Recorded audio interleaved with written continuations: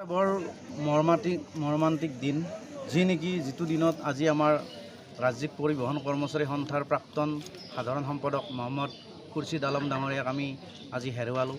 তেখেতৰ আকস্মিক মৃত্যুত আমাৰ ৰাজ্যিক পৰিবহণ কৰ্মচাৰী সন্থাৰ তৰফৰ পৰা গভীৰ শ্ৰদ্ধাঞ্জলি জ্ঞাপন কৰিছোঁ।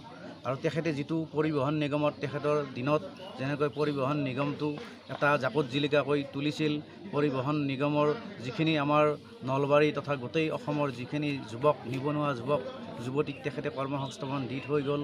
আৰু তেখেতে আমাৰ নলবাৰী অঞ্চলৰ যিটো এটা সামাজিকভাৱে তেখেতে বিশিষ্ট সমাজসেৱকৰ কাম কৰি থৈ গ'ল। আৰু লগতে তেখেতে আমাৰ নতুনকৈ স্থাপিত হোৱা সাংস্কৃতিক ক্ষেত্ৰত তথা স্কুলৰ এখন নতুনকৈ ইংলিছ মিডিয়াম স্কুল স্থাপন কৰিছিল।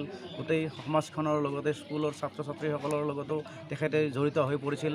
আৰু এই চেগতে তেখেতৰ এই মৃত্যুত তেখেতৰ পৰিয়াললৈ আমি গভীৰ শোক সন্তপ্ত পৰিয়াললৈ সমবেদনা জ্ঞাপন কৰিছোঁ। আৰু পৰিবহণ নিগমৰ এটা বিশেষকৈ আমাৰ প্ৰাক্তন সাধাৰণ সম্পাদকৰ নিচিনাকৈ পদৰ তেখেত সদস্য আছিল, তেখেতক আমি হেৰুৱালোঁ।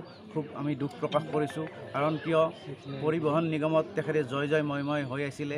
আৰু তেখেতৰ দিনত আমাৰ বহুত নলবাৰী অঞ্চল তথা গোটেই অসমৰ যুৱক যুৱতীয়ে আমাৰ কৰ্মসংস্থাপন পাইছিল। আৰু আমি এই অঞ্চলৰ তেখেত এজন ভাল এটা বিশিষ্ট নেতা আছিল। আৰু এই নেতাজনক আমাৰ হেৰুৱাই গভীৰ দুখ প্ৰকাশ কৰিছোঁ।